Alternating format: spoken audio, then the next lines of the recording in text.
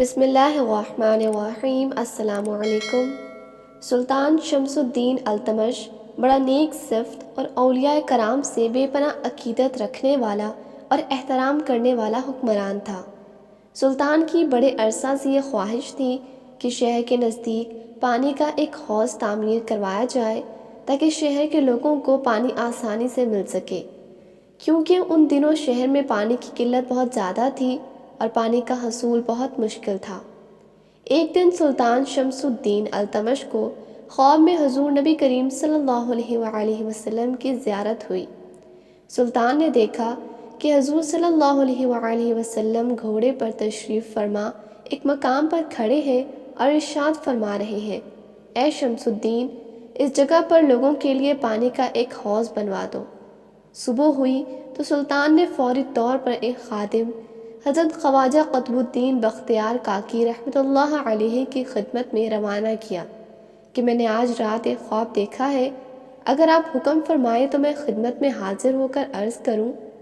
خادم کی زبانی یہ پیغام سن کر آپ نے فرمایا، سلطان سے جا کر کہہ دو کہ نبی کریم صلی اللہ علیہ وآلہ وسلم نے جس مقام پر حوض تعمیر کرنے کا حکم دیا ہے میں اس مقام پر جا رہا ہوں، تم بھی وہاں پر پہنچ جاؤ۔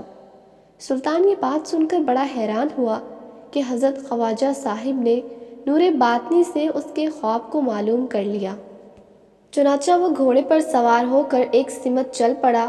اسے راستے میں کسی نے بتایا کہ حضرت خواجہ قطب الدین بختیار کاکی رحمۃ اللہ علیہ فلاں مقام پر جلوہ افروز ہے اور تمہارا انتظار کر رہے ہیں۔ سلطان تیزی سے گھوڑا دوڑاتا ہوا اس مقام پر پہنچ گیا۔ سلطان نے دیکھا کہ آپ نماز کی ادائیگی میں مشغول ہیں۔ نماز سے فارغ ہونے کے بعد سلطان آگے بڑھا اور آپ کے ہاتھوں کو بوسہ دیا۔ سلطان التمش نے جس مقام پر حضور نبی کریم صلی اللہ علیہ وآلہ وسلم کے خواب میں زیارت کی تھی، اس جگہ پر گھوڑی کے سم کے نشان دکھائی دے رہے تھے اور وہاں پانی بھی تھا۔ چنانچہ سلطان شمس الدین التمش نے اسی جگہ پر حوض کی تعمیر شروع کروا دی۔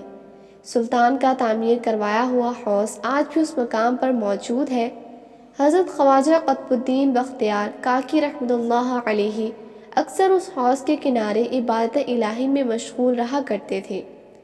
سلطان الشعراء حضرت امیر خسرو رحمۃ اللہ علیہ نے اپنی کتاب قرآن السعدین میں اس حوض کی بہت کچھ تعریف تحریر فرمائی ہے۔ اس حوض کے کنارے اکثر اولیاء اللہ مدفون ہیں۔ حضرت خواجہ قطب الدین بختیار کاکی رحمۃ اللہ علیہ اکثر اس حوض کے کنارے عبادت میں مشغول رہا کرتے تھے۔ اسی حوض کے کنارے حضرت خواجہ قطب صاحب کا دربار قطبیت آراستہ ہوتا تھا۔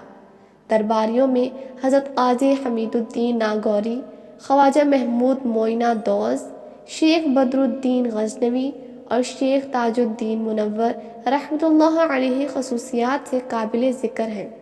اس حوض کے کنارے اولیاء مسجد بھی ہے جہاں آپ کچھ عرصہ چلہ کش بھی کرتے رہے۔ مسالک السالکین میں ہے کہ ایک روز ایک شتر سوار نیلے رنگ کا لباس زیب تن کیے ہوئے اس حوض پر آیا، غسل کر کے 2 گانا ادا کیا۔ اس وقت اس مسجد میں جو سلطان شمس الدین کے لنگر خانہ کے قریب لب حوض واقع تھی، بزرگان موصوف الصدر موجود تھے۔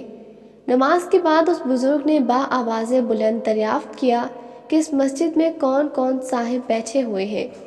شیخ تاج الدین منور نے جواب دیا، چند فقراء یاد الہی میں بیٹھے ہیں۔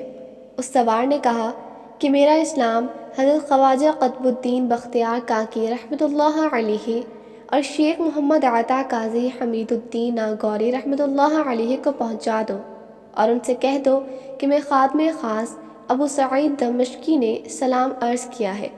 جس وقت حضرت خواجہ قطب صاحب نے ابو سعید دمشقی کا نام سنا تو درویشوں کے ہمراہ ملاقات کے لیے دوڑے۔ اس جگہ پہنچے مگر وہاں کوئی موجود نہ تھا۔